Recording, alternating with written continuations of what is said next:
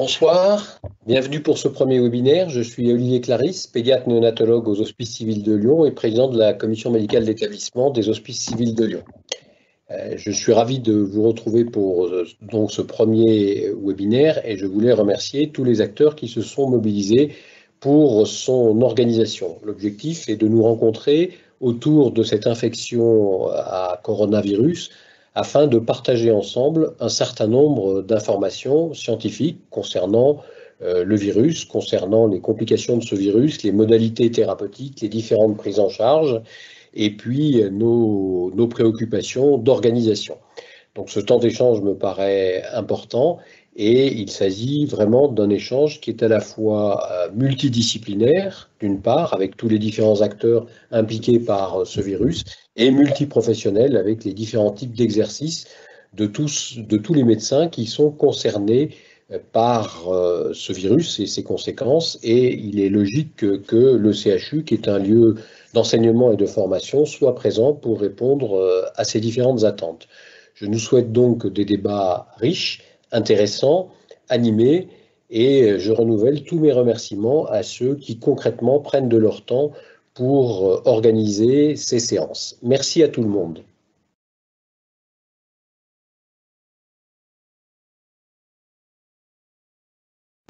Bonjour, je prends la suite d'Olivier Clarisse. Je suis Thomas Perpoint, praticien hospitalier en maladies infectieuses à l'hôpital de la Croix-Rousse. Et je serai avec Jean-Christophe Richard, réanimateur à l'hôpital de la Croix-Rousse, le fil rouge et l'animateur en fait de ces séances. Ces séances, on les a voulues hebdomadaires, 30 minutes, pour essayer de dresser un programme médical de partage de points aujourd'hui qui nous semblent être essentiels pour accompagner l'effort de cette deuxième vague avec peut-être un peu plus d'état des lieux scientifiques et j'espère un petit peu plus d'éléments qui nous aideront à tenir aussi dans la durée face à cette adversité. Donc, on a essayé de dresser un programme complet où différents intervenants, différents spécialistes pourront apporter leurs mots, l'état de leur recherche sur, par exemple, l'état pulmonaire, la situation grave, les facteurs de risque, l'obésité, et tout ceci de manière prolongée, probablement de nombreuses semaines, si la technique nous suit, si on n'a pas trop de difficultés sur les échanges, puisque l'on souhaite que ça soit un moment de partage. Il y a un moment où on peut, entre l'hôpital et la ville, eh bien, se préoccuper de la même chose et essayer d'échanger sur ce qu'on sait.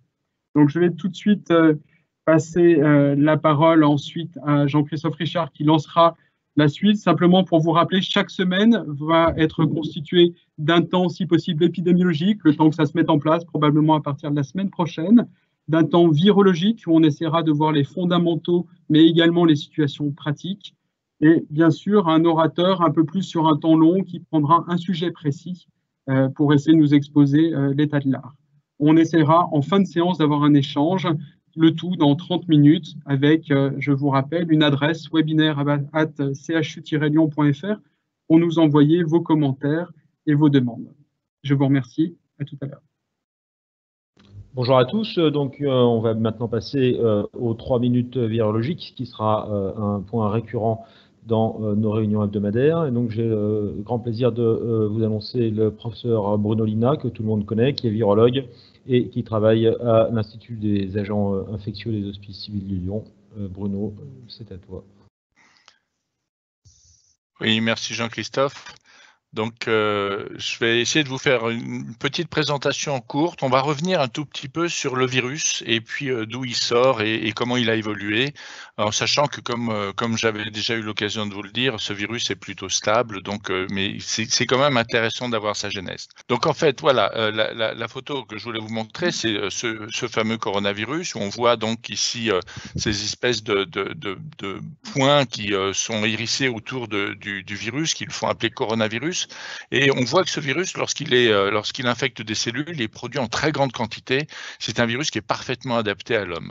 En parallèle de ça, ce virus, ce que l'on sait, c'est qu'il est sorti d'un réservoir animal et que parmi le réservoir animal qui est le plus probable, c'est la chauve-souris. Et lorsqu'on a fait la séquence génétique des virus des premiers patients en Chine, à Wuhan, eh bien, on a vu qu'il avait une homologie avec le virus qui avait été détecté chez la chauve-souris peu de temps avant, avec pratiquement 98% de séquences strictement identiques. Et rappelez-vous, on avait imaginé à un moment donné que le pangolin puisse être un autre intermédiaire parce qu'on avait aussi trouvé des virus, des coronavirus similaires au SARS-CoV-2 chez cet animal, mais ce virus, chez le pangolin, il est plus différent que celui qu'on a trouvé chez la chauve-souris, donc peut-être que c'est une coïncidence et c'est pas vraiment le pangolin qui a été responsable de l'introduction du virus. Mais bon, ça reste encore des éléments de recherche. Ce virus, il a été d'emblée imaginé comme très capable de se multiplier chez l'homme, et c'était un virus qui était différent du coronavirus, le SARS, qu'on avait vu en 2003, qui lui, n'avait pas cette capacité de transmission aussi importante. Et ce que vous disent ces deux images, c'est en fait, ici, vous avez la protéine du virus qui interagit avec le récepteur, qui s'appelle la protéine Spike. Et en bleu, vous avez le récepteur, qui est le récepteur ACE2. C'est ce qui se trouve sur la surface de la cellule et qui permet au virus de s'attacher et de rentrer dans la cellule. Eh bien, lorsqu'on regarde la protéine Spike du SARS de 2003 et de celui de 2019, tous les petits points rouges sont des protéines qui sont différentes. Et on voit que c'est donc des virus qui n'ont rien à voir. En revanche, lorsque vous comparez le virus de la chauve-souris et celui de SARS-CoV-2, vous voyez qu'il y a très peu de petits boules rouges, sauf à proximité du récepteur, qui montre bien que ce virus a évolué pour être adapté à l'homme. Et depuis qu'il a introduit chez l'homme, et ça, vous voyez, c'est le nombre astronomique de séquences génétiques qui ont été fabriquées, qui ont été synthétisées et analysées depuis la surveillance. Il y a eu 135 000 génomes qui ont été séquencés. On voit que ces virus, finalement, et même s'il faut que vous me croyiez sur parole, ils présentent finalement assez peu de variations. Ils sont assez stables, mais ils ont évolué en génogroupes. Et ces génogroupes, c'est S, V, L et le génogroupe G avec G et R. Eh bien, ce que l'on a vu, c'est que au fil du temps, lorsque ces différents génogroupes sont apparus, et ils sont tous apparus à la fin du mois de février, il y a eu une possibilité de transmission de ces virus qui n'étaient pas tout à fait les mêmes en fonction de ces génogroupes. Et on voit que les génogroupes initiaux, qui étaient le génogroupe S, L et O, qui sont les trois premiers ici, finalement ont pratiquement disparu au profit des ensembles du génogroupe G qui apparaissent en rouge et en rosé. Et donc, on voit que ces virus, finalement, avaient probablement un avantage qui fait qu'aujourd'hui, ils se multiplient très bien, ils diffusent très bien, mais ils ne sont pas forcément plus agressifs que les virus initiaux. Donc ça, c'est tout pour vous dire simplement que depuis l'émergence, les virus sont restés stables. Le virus qui a émergé en décembre était déjà parfaitement adapté à l'homme. Il avait tous les éléments pour faire un virus épidémique. Et ce virus est en train de donner actuellement une deuxième vague. Et la dernière situation que je vais vous décrire, c'est celle qui est en Europe actuellement. La situation française n'est pas exceptionnelle. C'est la même partout en Europe. On a une augmentation progressive des cas partout, et le virus qui circule partout en Europe est exactement le même. Donc il n'y a pas d'évolution génétique, c'est simplement les personnes qui sont infectées qui ont un peu changé et qui ont peut faire croire à un moment donné qu'on avait affaire à un virus un petit peu moins agressif. Voilà, je vous remercie et je voulais remercier tous les virologues de Lyon, de France et du réseau qui permettent de fournir ces informations sur la stabilité du génome du virus, du coronavirus. Merci à vous. Ok, alors moi je vais vous parler des traitements et je vais finalement aller un peu vite, mais je voudrais quand même essayer de mettre en place, parce que j'espère qu'on aura l'occasion d'en rediscuter s'il s'avère qu'on pérennise ce genre de petites réunions. Moi, je serais contente de pouvoir échanger avec vous sur la partie un peu thérapeutique, et il y a des choses que je voudrais mettre en place parce que on nage un petit peu dans la difficulté actuellement sur le versant de l'explication, les explications qu'on peut donner sur ce que c'est qu'un essai clinique et ce qu'il faut en attendre. Donc, dans un premier temps, je voudrais d'abord mettre en place, et puis j'espère qu'on aura l'occasion peut-être un peu plus tardivement, enfin plus tard si on continue ces sessions, de pouvoir aller plus avant. Quand on est la proie d'une pandémie telle que nous l'avons été, et assez violemment de surcroît, on n'a pas beaucoup de possibilités de se retourner.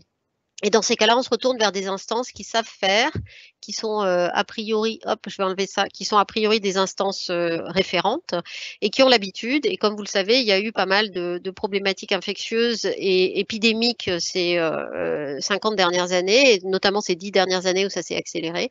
Et l'OMS a l'expérience de ça. Dans ces cas-là, on se retourne vers eux. Pourquoi? Parce qu'il faut qu'on articule une stratégie de recherche avec une équation à multiples inconnus, et c'est ça bien sûr qui nous occupe depuis le mois de février. Cette équation, elle intègre toutes les données suivantes, c'est-à-dire à quel type de primo-traitement il faut que nous pensions pour essayer d'amorcer, entre guillemets, la pompe thérapeutique pour les patients, c'est-à-dire qu'est-ce qu'on peut proposer et est-ce qu'on a des choses à proposer dans la mesure où c'est un nouveau virus qui circule, avec quelle méthodologie et quels critères de jugement, c'est-à-dire qu'est-ce que je dois utiliser comme méthodologie à une échelle la plus large possible pour essayer d'une part obtenir des résultats et de les diffuser.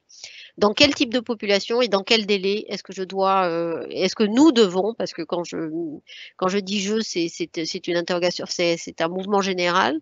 Et ça, c'est des questions qu'on se pose très très vite et auxquelles on est obligé de répondre extrêmement vite. Alors, je vais sauter les étapes et dire que quand on a contacté l'OMS au mois de janvier, en sachant qu'on allait se retrouver en situation critique, on a sorti des tiroirs un certain nombre de données que nous avions sur non seulement pas que le SARS coronavirus, parce que le SARS coronavirus était tout neuf, mais surtout d'un certain nombre de coronavirus qui étaient déjà identifiés et de leur profil de sensibilité vis-à-vis d'un certain nombre de molécules. Ça, c'était je dirais, c'était le premier aspect. Le deuxième aspect, c'était quelles sont les molécules qui, de par leur mécanisme d'action, ont la possibilité d'avoir un impact sur un virus qui a des mécanismes qui sont redondants peut-être d'une espèce, d'une famille à une autre. Et donc, ont été sélectionnés, et je saute par là toutes les étapes bien sûr, de lecture de la littérature, de sélection, de travail en groupe, en sous-groupe, à différents niveaux. On a sélectionné des molécules soit pour leur propriété antivirale directe, soit pour leur capacité très probable à induire un effet antiviral, ou par leur capacité indirecte à le faire, et c'est le cas par exemple de l'interféron qui est par la stimulation de la réponse immunitaire induit un effet antiviral. Donc ces molécules, ça a été l'hydroxychloroquine, le remdesivir, le lopinavir, ritonavir et l'interféron de type 1. Et ces molécules ont été sélectionnées parce que à l'instant T du mois de février, quand ça a démarré, février-mars, c'est elle qui démontrait in vitro les pouvoirs inhibiteurs les plus importants. Alors, ok. Donc, on était sur la problématique thérapeutique, et l'autre question qui se pose, c'est bien sûr par quelle méthodologie. Donc là aussi, on a complètement innové, c'est-à-dire qu'il n'était pas auparavant très classique d'utiliser ces fameux essais plateformes qui sont des essais adaptatifs, qui sont des essais qui sont censés se dérouler à très large échelle, qui sont des essais qui sont censés être nationaux, voire internationaux, avec un même standard de procédure d'un pays à une autre. Et ce sont des essais qui sont censés répondre à des questions extrêmement simples, qui sont des questions de l'ordre de l'urgence, sur des critères assez durs, tels que la mortalité, tels que par exemple la durée de ventilation ou la durée d'hospitalisation. Et avec ces essais-là, on ne peut pas aller dans des détails extrêmement granulaires, mais l'idée, c'est de répondre rapidement sur un panel de molécules qu'on a sélectionnées à des réponses dont on a besoin dans une séquence temps extrêmement rapide. Et donc, il a non seulement fallu sélectionner ces molécules, mais en plus, adopter une stratégie méthodologique qui corresponde à la question qui était posée, c'est-à-dire a-t-on une ressource thérapeutique sur le court terme qui nous permettent d'améliorer le pronostic des patients. Donc ça, c'est important parce que qu'est-ce qui s'est passé par ailleurs? C'est qu'avec différentes approches méthodologiques, les essais et les petits essais se sont multipliés avec une fragmentation absolument majeure qu'on n'a jamais connue des capacités de recherche dans tous les pays. Et là, vous avez sur ce graphe le nombre d'essais par molécule, avec, vous voyez, une moyenne d'à peu près 200 essais pour hydroxychloroquine, et chaque point qui fait le point gris représente 25 000 patients. Donc, vous voyez la perte de charge absolument énorme qui s'est passé sur cette toute première phase, où de nombreux essais, et de très très nombreux essais ont démarré, sans pouvoir inclure un nombre de patients significatif pour atteindre une réponse, ne serait-ce que sur des critères assez simples que peuvent être la mortalité ou la durée d'hospitalisation. Donc ça, on ne veut pas que ça se repasse. Alors, pour vous donner des exemples, quels sont les grands essais plateformes qui ont démontré vraiment dans le feu de l'action que c'était une voie très intéressante pour arriver à avoir des réponses assez vite, et en l'occurrence en moins de 4 mois. Le premier essai, c'est l'essai anglais, qui a démontré une efficacité absolument remarquable, avec un système de double randomisation, c'est-à-dire un patient est dans un bras, et si ce patient présente certains critères de détérioration clinique, il est randomisé de nouveau une deuxième fois dans un deuxième bras, ce qui permet de tester sur un même patient plusieurs stratégies thérapeutiques sur, bien sûr, dans un contexte de non-amélioration, voire de détérioration clinique. Donc ça, c'est un essai avec une méthodologie un peu particulière qui est intéressant parce qu'il permet, pour un même patient qui évoluerait péjorativement, de tester plusieurs stratégies séquentielles. Un autre essai, et ça c'est la méthodologie américaine, et c'est pour que vous compreniez, ça c'est des essais où on enchaîne, sans fermer l'essai, plusieurs molécules les unes derrière les autres, et ça c'est la méthodologie américaine, avec d'une période X jusqu'à une autre période Y, on teste une molécule, et puis quand on a une significativité statistique, on arrête et on réenchaîne avec une autre molécule derrière.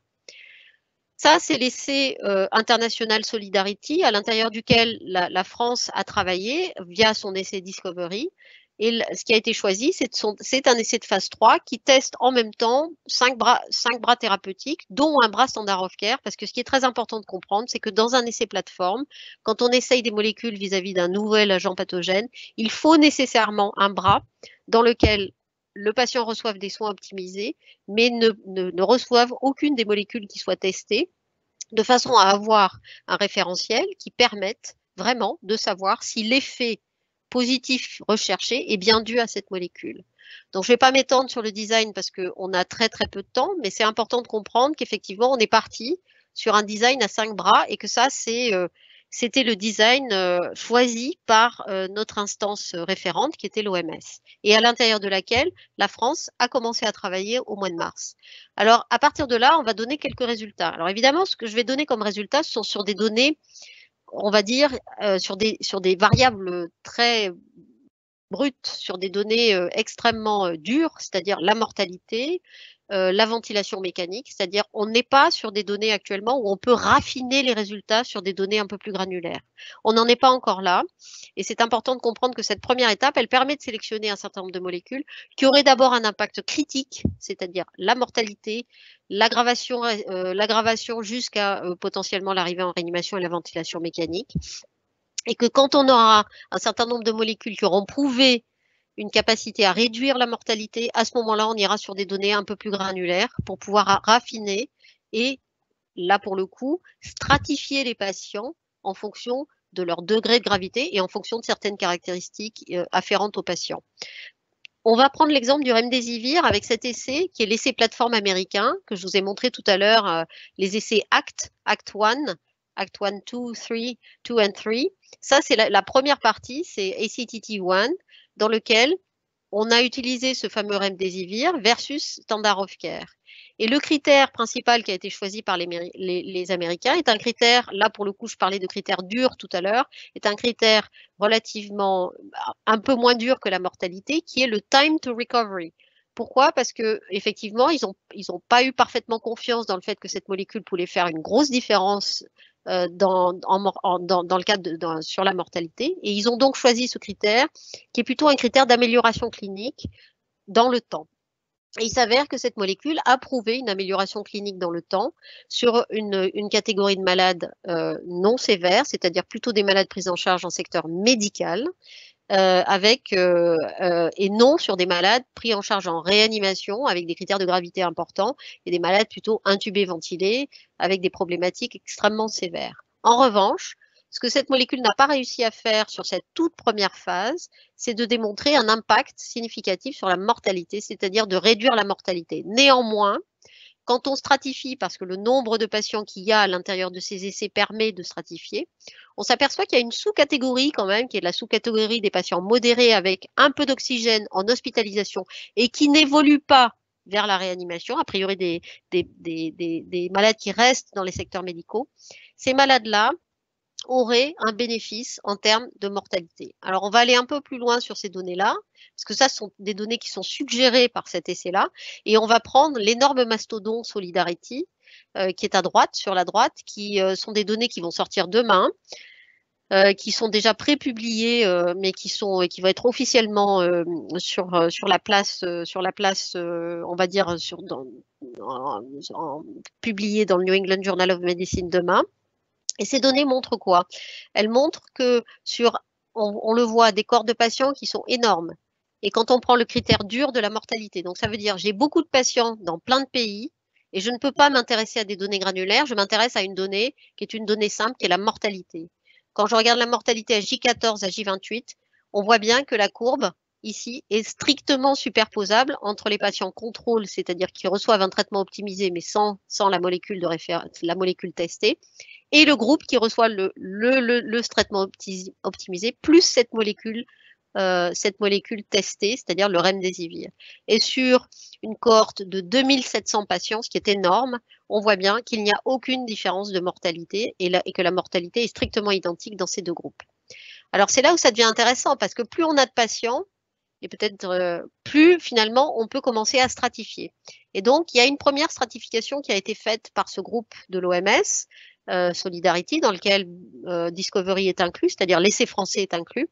Et à l'intérieur de cet essai, effectivement, eux retrouvent un peu la même chose. Pour les patients qui sont des patients un peu plus, je veux dire, moins sévères et qui ne requièrent pas la réanimation et qui sont des patients qui sont oxygénodépendants, mais avec une évolution clinique qui n'est pas péjorative, il y aurait un gain, une tendance, on va dire, une tendance pour l'instant qui n'est pas significative vers une baisse de la mortalité dans cette sous-catégorie de patients.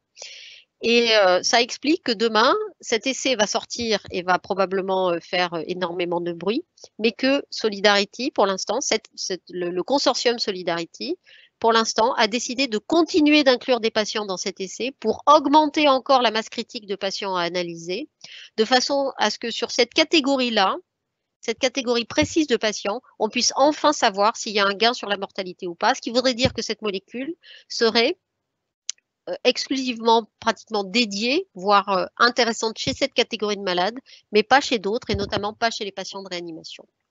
Donc ça, c'est un premier exemple. Je ne sais pas de combien de temps je dispose parce que si je veux faire un overview, c'est assez complexe. Je vais aller assez vite. En ce qui concerne l'hydroxychloroquine, on ne va pas débattre. Je crois que maintenant, on a assez de données, en tout cas sur la donnée brute et dure de la mortalité, sur la variable de la mortalité. On sait que l'hydroxychloroquine n'a pas d'impact, ni à J14, ni à J28 sur la mortalité des patients. Et on a maintenant deux énormes essais qui sont à la fois l'essai Solidarity et à la fois l'essai Recovery, l'essai anglais, pour le prouver.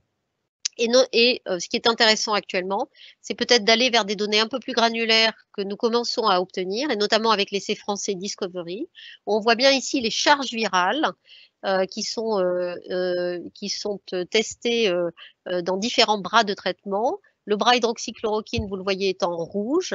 Et on voit bien que la diminution de la charge virale des patients qui reçoivent de l'hydroxychloroquine, quand on la compare aux patients contrôle, qui ne reçoivent qu'un traitement, enfin un support de traitement optimisé, ou d'autres bras de traitement que sont le lopinavir, ritonavir, dont on peut parler si on a 5 minutes, si on a 1 minute, vous voyez bien que la décroissance virale est exactement la même, et que si donc on va plus loin, vers un peu plus de granularité de résultats, on voit bien qu'il n'y a pas d'impact de ce traitement antiviral, de l'hydroxychloroquine, sur la décroissance virale. Et donc, ça n'est pas un traitement antiviral.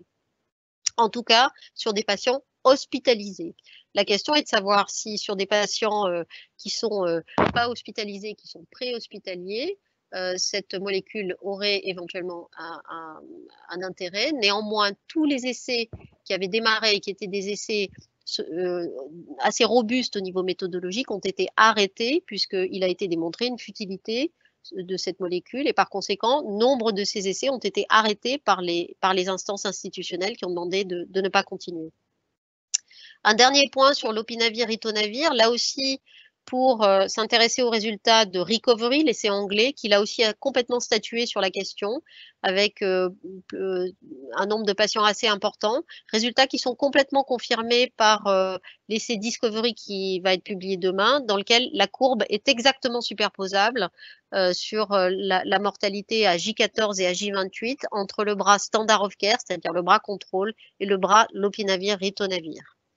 Et donc, par conséquent, au stade où on en est, et là aussi, je reviens sur la courbe des charges virales, on voit bien que le lopinavir-ritonavir donné est comparé à aux autres bras que sont l'hydroxychloroquine, les bras contrôle et le lopinavir-ritonavir associé à l'interféron. La décroissance virale est exactement la même d'un groupe à un autre, il n'y a aucune différence.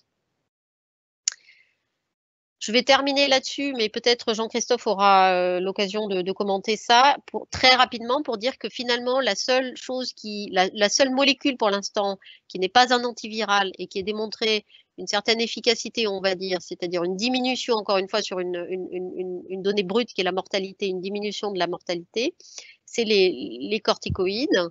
Je n'ai pas le temps de détailler le rationnel.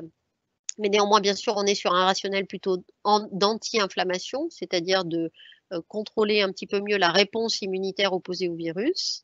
Alors, si on prend les données de l'essai Recovery, qui est l'essai anglais qui a apporté ces données-là, ce qui est intéressant, c'est de constater que le bénéfice de l'utilisation des corticoïdes se fait à une dose qui a été choisie. Alors, j'ai posé la question à Peter Orbick de façon complètement aléatoire, où ils ont coupé la poire en deux donc la question de la dose, elle est discutable. C'est 6 mg par jour pendant 10 jours. Premier point. Deuxième point, cette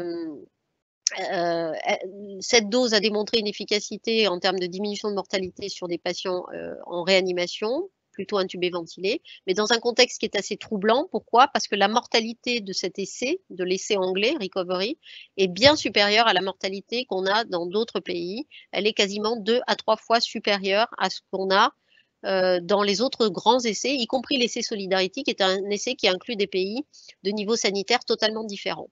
Et donc, ces résultats sont extrêmement convaincants parce qu'il y a le nombre de patients et il y a la rigueur méthodologique qui va avec. Néanmoins, ça se passe dans un contexte bizarre où on est quand même sur une catégorie et des populations de patients qui sont avec une mortalité extrêmement élevée.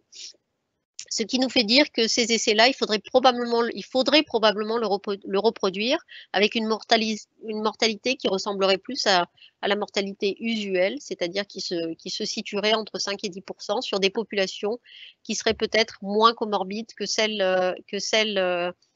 qui ont été testées en Angleterre. Je vais passer là-dessus. Je n'ai pas de diapo de conclusion parce que je n'ai pas vraiment eu le temps. Donc, vous voyez qu'en fait, ce qui est important à comprendre, c'est que c'est une équation à de multiples inconnus, qu'on a commencé cette première phase sur les molécules dites de repurposing, c'est-à-dire de requalification. On rentre actuellement dans la période où on va utiliser des molécules qui sont des molécules quasi spécifiques. Et bien sûr, il va y avoir aussi les vaccins qui vont arriver. Et donc, on va s'orienter vers des essais plateformes. Ça va rester des designs essais plateformes, mais des essais plateformes qui vont documenter certainement beaucoup plus de choses. La raison étant qu'on va utiliser des molécules qu'on ne connaît pas et qu'on va avoir besoin de non seulement de données sur des variables, je dirais, critiques que sont notamment la mortalité et l'admission en réanimation et la ventilation mécanique, mais qu'il va falloir aller sur des données un peu plus granulaires pour documenter la safety, c'est-à-dire toutes les données de sécurité d'utilisation des médicaments et des données d'impact sur l'interaction avec le système immunitaire et sur, bien sûr, la décroissance virale. Donc, on en est là, un petit peu dans l'histoire des thérapeutiques du Covid. Merci Florence pour cette excellente topo qu'on t'a demandé de faire rapidement pour les besoins du format. Écoute, moi on va poser quelques questions avec Thomas. Moi je me lance sur une première question qu'on a reçue par mail du docteur Biglia-Janin qui nous a posé la question de la pertinence des corticoïdes chez les sujets qui sont des sujets ambulatoires, qui font des formes non graves, mais qui sont à risque de faire des formes graves.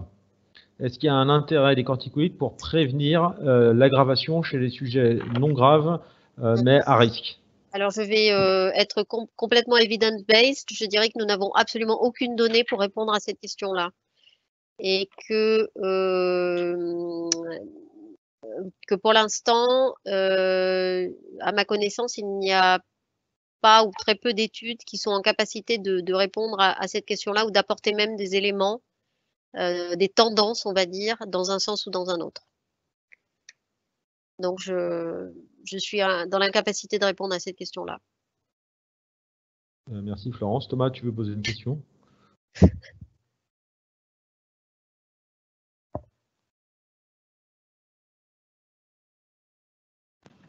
Pensez à activer votre son, s'il vous plaît.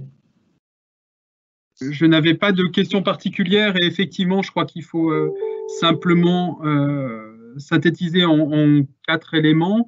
Vous avez des formes légères sur lesquelles on a et modérées, la forme légère étant simplement symptomatique basique.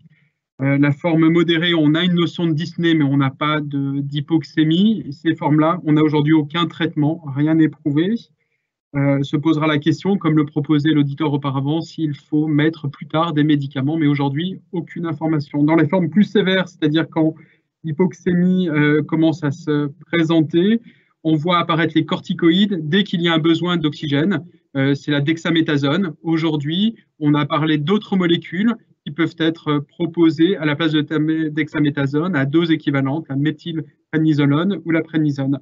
Ensuite, ceci dès qu'il y a de l'oxygène. Et puis, vous voyez apparaître une forme un peu intermédiaire des formes sévères où, par exemple, le parenchyme est atteint à plus de 50%, où la personne est en éventuelle détresse, mais il n'y a pas d'hypoxémie. Bah, ça, c'est tout à fait une forme où la patiente va être souvent hospitalisée et on va se poser des questions et on va se poser des questions pour la place du remdesivir ou pour d'autres molécules en développement. Donc aujourd'hui, comme l'a dit Florence, les données sont très finalement simple à résumer. On a des molécules en essai et de la dexaméthasone lorsque l'hypoxémie apparaît et qu'il y a des besoins d'oxygène.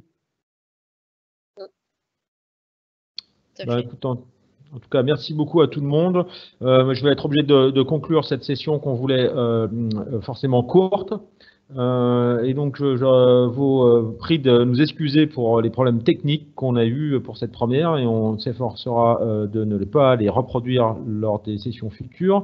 On peut vous donner rendez-vous la semaine prochaine, c'est-à-dire le 27 octobre à 18h30, avec comme thématique principale Covid-19 et sujets âgés, tout en maintenant les points virologiques et épidémiologiques qu'on fera chaque semaine. En tout cas, merci beaucoup à l'ensemble des intervenants. Et merci à l'assistance et on vous donne rendez-vous la semaine prochaine. Au revoir à tous. Merci. Bravo et merci. Merci.